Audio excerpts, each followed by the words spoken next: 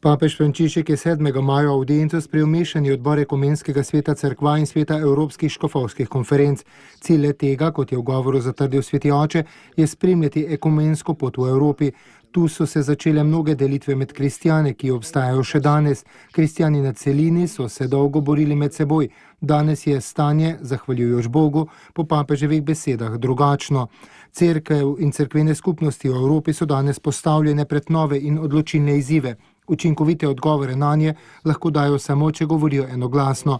Papež je poudaril izziv zakonodaj, ki v imenu narobe razumljene strpnosti državljanom prepovedujejo svobodo izpovedovati in na miroljuben ter zakonit način prakticirati lastna verska prepričanja, ali pa izziv soočenja z dramatično in pogosto tragično migracijo na tisoče oseb, ki so na begu pred vojnami, preganjanjem in bedo. Cerkve in cerkvene skupnosti, je poudaril papež Frančišek, so dolžne sodelovati pri spodbujanju solidarnosti in sprejemanja. Evropski kristijani so poklicani, da posredujejo z molitvijo in aktivno delujejo, da bi v sedanje spore prinesli dialog in mir.